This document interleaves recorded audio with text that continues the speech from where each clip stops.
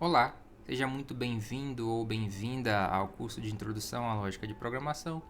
Eu me chamo Jonathan e hoje nós estaremos entendendo um pouco mais sobre o que seria pseudocódigo. Na nossa aula anterior, nós tivemos ali algumas discussões sobre algoritmos e sobre raciocínio lógicos e alguns outros detalhes. Eu apresentei para vocês os algoritmos que eles nada mais nada menos eram que uma forma de vocês descreverem um conjunto de passos para a solução de um determinado problema. Hoje eu vou estar aqui conversando com vocês sobre pseudocódigo.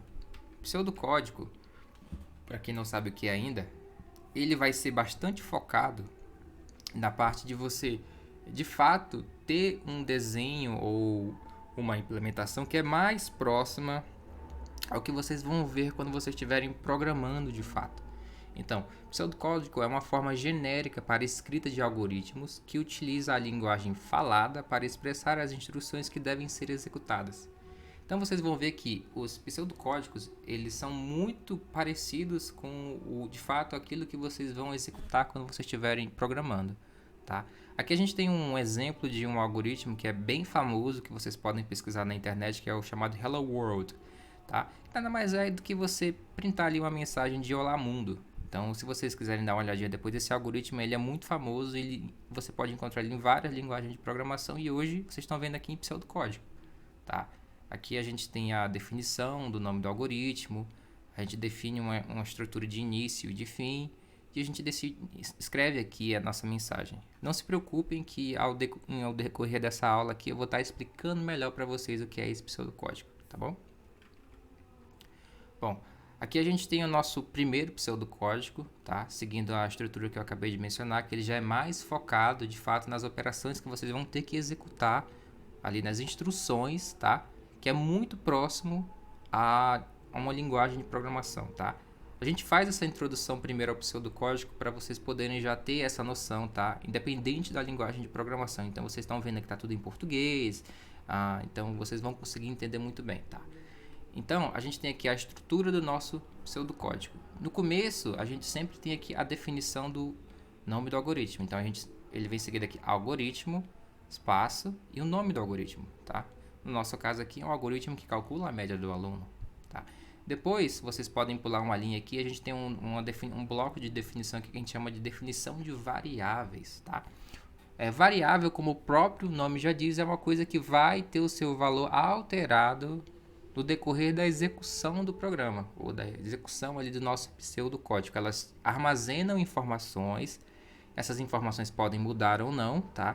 Depende ali de como é que está a nossa estrutura do nosso algoritmo. Então a gente tem aqui esse bloco aqui em cima, tá? Que ele vem definido pela essa palavra var aqui, tá? Que é de variável. E a gente cria as nossas variáveis. Então aqui no caso aqui, como eu vou calcular a média de um aluno, eu crio aqui, ó, nota 1 como sendo uma variável do tipo real. Nota 2 como sendo uma variável do tipo real. Nota 3 e nota 4 como sendo uma variável do tipo real. E a média também como sendo uma variável do tipo real. O que seria o nome, dois pontos e esse tipo aqui real, tá? Isso aqui de fato é o nome da variável. Dois pontos aqui quer dizer que você vai, depois do nome, já colado ali com o nome da variável, quer dizer que você vai definir o tipo da variável, tá? Não se preocupe agora com o tipo da variável, a gente vai comentar um pouco mais sobre o tipo de variável ali para frente, mas o que vocês têm que entender é que quando a gente está desenvolvendo um programa, um algoritmo, as nossas variáveis elas precisam de um tipo. O tipo representa a informação que aquela variável vai guardar. No nosso caso, uma nota é um número. Um número que pode ser 7,5, 7,2, 1,3. E esse número é um número que a gente chama de real. Tá? Poderia ser um inteiro, se fosse só números ali que não tem vírgula. Tá? Poderia ser um tipo que a gente chama de tipo caractere, que é um tipo que guarda texto. A gente vai se aprofundar nisso ali mais pra frente, tá?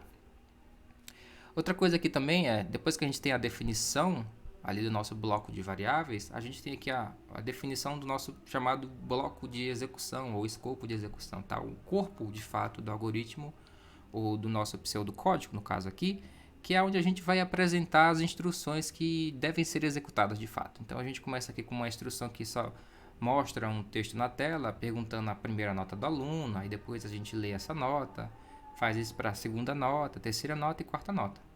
E aqui embaixo a gente tem uma instrução, tá? Que vai calcular a média do aluno.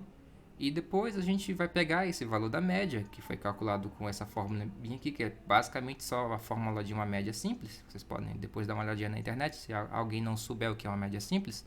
E a gente vai utilizar essa outra estrutura aqui, que a gente também vai comentar mais pra frente, tá?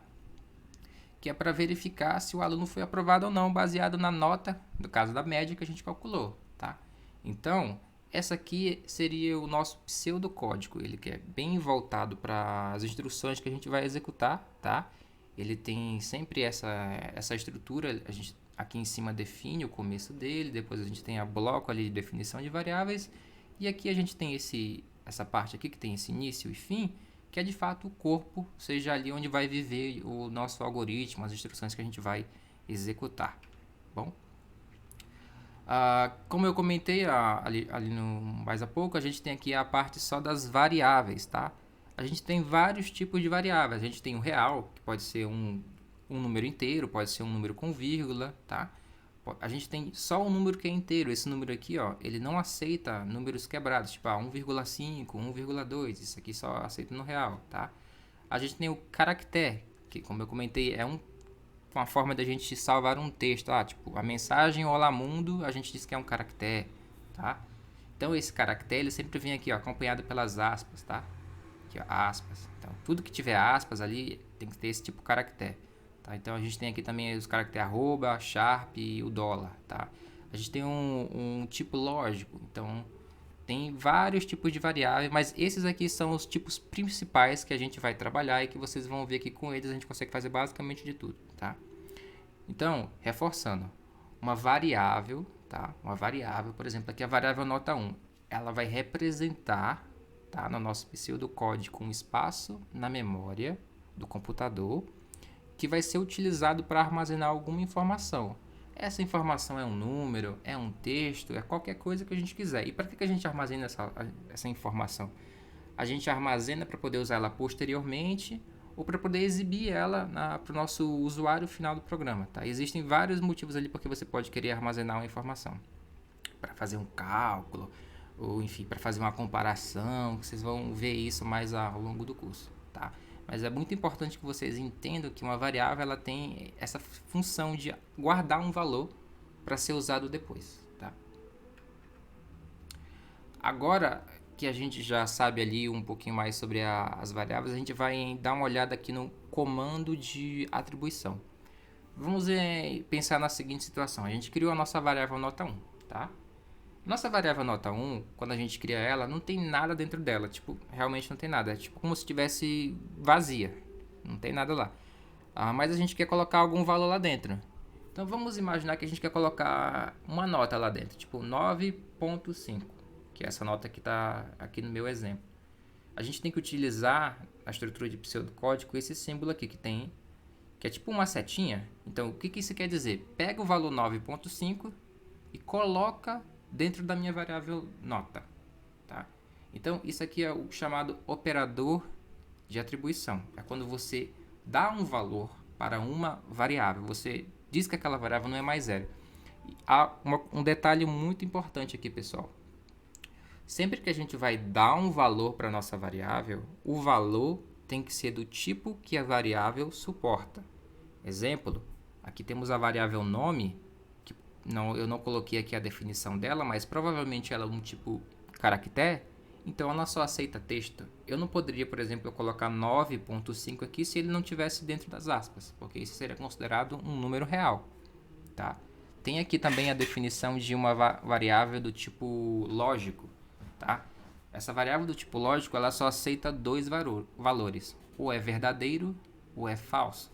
Tá? A gente utiliza esse tipo de variável lógica para poder fazer comparações, vocês vão entender mais isso ao longo do curso, não se preocupem agora se não ficou muito claro. Então, por que ela só tem dois valores possíveis, tá? Outra coisa aqui que eu queria comentar com vocês existe essa forma de fazer a atribuição aqui e existe essa instrução aqui, é chamada instrução que lê. Leia alguma coisa que a pessoa que está utilizando o programa vai passar de informação. Essa instrução de leitura também tem a capacidade de fazer uma atribuição. Ou seja, eu pego aqui função que vai ler alguma coisa e digo aonde ela vai salvar. Então, lê a nota que a pessoa vai informar ali pelo teclado, por exemplo, e salva aqui na minha variável de nota 4, ou nota 3, ou nota 2, nota 1, tá? Então vocês vão perceber que essas são as duas formas que existem de atribuir um valor. Você faz a leitura de alguma coisa que vem talvez ali por um teclado, ou por alguma outra forma de input no seu programa, coloca isso numa variável, ou você tem aqui o operador específico de atribuição, quando você faz um cálculo, quando você passar um valor direto para a sua variável, você já utiliza esse operador. Aqui eu já acabei de comentar, mas ele recebe informações que podem ser externas, que são fornecidas pelo usuário. Então, tem um teclado que você pode utilizar ali para pegar uma nota de um aluno, tá? E aqui a gente tem essa outra instrução ali que é muito importante. Vamos imaginar que você desenvolveu o seu programa que faz a soma da média, que calcula na verdade a média do aluno. E você quer mostrar essas informações na tela ali, seja se o aluno foi aprovado, se o aluno foi reprovado, ou se você quer perguntar alguma coisa, você tem que ter uma forma de externalizar essa informação, seja ali no monitor, através de uma interface gráfica, ou através de uma telinha preta, ou através de algum som que sai ali pela caixinha do áudio do computador. No nosso caso, a gente vai focar nessa instrução aqui que a gente chama de instrução escreva, que ela pega uma mensagem, tá? Pega uma estrutura, um texto e exibe esse texto na tela, no terminal, tá? Então, essa instrução aqui escreva, ela recebe sempre caracteres, tá? Ou aglomerado de caracteres mais algum valor que a gente pode passar aqui, tá? Separado por vírgula. E ela pega tudo isso e cria uma mensagem e mostra isso na tela. Então vamos imaginar aqui que o aluno vai ser aprovado. Então a mensagem vai ser aluno aprovado com a média, espaço, vírgula, 7. Importante, tem que estar sempre entre aspas, tá bom? Se não tiver entre aspas, tem que ser o valor de uma variável que ele vai ler essa variável e vai printar na tela, mostrar na tela como se fosse um texto. Tudo isso aqui, no final das contas, vai virar um texto que vai ser exibido na tela, tá bom? Bom, agora dando continuidade, nós vamos falar aqui sobre as estruturas de decisão, tá? A estrutura de decisão, como a gente já tinha dado uma comentada anteriormente, ela é uma estrutura que permite a alteração da execução, na verdade, a alteração do fluxo do nosso algoritmo, do nosso pseudocódigo, tá? Então, se a gente der uma analisada aqui, no que a gente tem aqui, nessa linha 22 aqui do nosso pseudocódigo, a gente vê que a gente tem o cálculo da média do aluno. Já na linha 24, a gente começa aqui o nosso fluxo de cheque nessa estrutura de decisão aqui que a gente chama de se. Tá? Se alguma coisa for verdadeira, então eu vou fazer o que tiver nesse bloquinho, ou escopo, ou corpo, como vocês vão ver a gente falar nas próximas aulas, tá bom? No nosso caso aqui, eu estou fazendo uma verificação se a média é maior ou igual a 7. Então, se isso aqui for verdadeiro, eu vou escrever aluno aprovado com a média e vou mostrar a média. Se por algum motivo essa instrução aqui, o resultado dela for falso, eu vou não executar esse bloco aqui do se, mas eu vou pular o programa vai pular para o bloco do se não, tá? E vai executar imediatamente esse bloco aqui, dizendo que o aluno foi reprovado com a média tal, tá bom? Então, toda vez que eu quiser criar essa estrutura que tem esse fluxo de decisão baseado em alguma coisa que precisa ser verificada, no nosso exemplo aqui, se a média do aluno é maior que 7, eu vou utilizar essa estrutura de decisão que a gente chama de se. Se e se não. O se não aqui, gente, deixar claro para vocês, ele é opcional, tá? Eu posso só trabalhar com essa estrutura se, sem esse se não, tá? E no final da estrutura sempre tem que ter esse fim se aqui, tá? Vocês vão ver que no futuro isso aqui, a gente vai chamar que é um escopo, a gente não vai precisar de fato declarar isso aqui, mas isso é mais pra frente. Por enquanto, vocês têm que se atentar que sempre que vocês abrem esse bloquinho do se, vocês têm que finalizar ele com o fim sim. Da mesma forma como vocês abrem aqui o bloquinho do programa, vocês têm que finalizar ele aqui embaixo, tá bom? Para ser um pseudocódigo válido. Outras coisas aqui que eu gostaria de comentar. Aqui eu implementei essa mesma verificação de outra forma. Então vamos imaginar aqui que na linha 23, onde não tem nada, eu tivesse criado aqui essa variável aqui, aprovado, tá? Essa variável aprovado iria receber, ou seja, iria ter atribuído a ela o valor do resultado dessa verificação aqui, ó. Então, média maior ou igual a 7, vamos imaginar que a média que deu aqui no nosso exemplo foi 5,5. 5,5 maior ou igual a 7? Não, ou seja, isso aqui retornaria um valor falso. Esse valor falso seria salvo nessa minha variável aqui, tá? E eu utilizaria ela aqui embaixo em vez de fazer direto a verificação. Então, como ficaria aqui a linha 24 se fosse se a gente seguisse nesse modelo? Então, se aprovado, então, ou seja, se falso, então.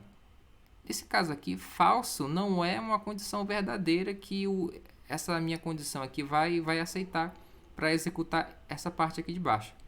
Sempre ela vai única e exclusivamente aceitar coisas que são verdadeiras aqui em cima. Se esse meu bloquinho aqui, se essa minha instrução que tiver aqui, logo depois da definição do se for algo que resulte em verdadeiro, ele executa isso, se não isso, tá? E aqui que eu queria mostrar para vocês é o seguinte, eu não preciso necessariamente ter só uma instrução. Eu posso ter mais de uma, então aqui tem uma, duas, poderia ter 3, 4, 5, 6, quantas instruções eu quisesse. Inclusive, eu poderia ter outra instrução se dentro dessa instrução se aqui, se eu quisesse. Não tem nenhuma limitação de quantas instruções você pode ter dentro das outras. Contanto que elas façam sentido, não tem problema, tá? Outra coisa que não se esqueçam que esse bloquinho aqui que a gente está comentando, que ele é o bloquinho que está mais alinhado para a direita, ou seja, identado para a direita, que é essa forma como a gente organiza aqui, tá? Em vez de ele estar colado aqui, ele está mais para a direita aqui no caso, mais para a direita aqui, tá bom? Então, isso aqui a gente chama de indentação e tudo que tiver mais para a direita pertence a esse bloco que está debaixo da verificação do se. Então, se isso aqui for verdade, eu vou fazer tudo que tiver nesse bloco aqui, que pode ser várias instruções. Se não, eu posso fazer também aqui esse bloco de baixo, que se não for verdadeiro, eu vou executar essas instruções aqui. Percebam, podem ter mais de uma instrução. Aqui é um exemplo de novo, que só tem uma instrução, mas aqui eu posso ter quantas eu quiser, não tem uma limitação, tá bom? Bom, outra coisa que eu vou apresentar aqui para vocês agora é uma estrutura de repetição. Elas são muito importantes porque vamos imaginar que a gente tem uma determinada parte da nossa tarefa que precisa ser executada várias e várias vezes ali para a gente produzir um resultado final que seja útil. Por exemplo, vamos imaginar que ali o nosso algoritmo, o nosso pseudocódigo precisa mostrar a sequência de números que está entre o 0 e o 9. Em vez de eu fazer várias vezes aqui essa instrução aqui, escreva o número 1, escreva o número 2, número 3, número 4, número 5, número 6, número 7, número 8, número 9, existe uma forma de você criar um bloco, tá? Em que tudo que tiver dentro do corpo daquele bloco, dentro do escopo, aqui, ó, novamente, tá? Esse bloquinho aqui pertence a essa estrutura enquanto, que a gente já vai conversar.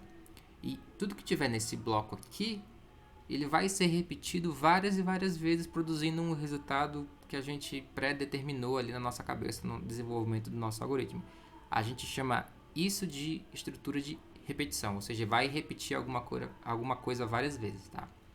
Primeira estrutura que eu vou apresentar para vocês é essa estrutura que tem o nome de enquanto, tá? Ou seja, a gente começa aqui definindo ela com a palavra enquanto, depois a gente dá para ela uma condição que ela vai verificar, tá?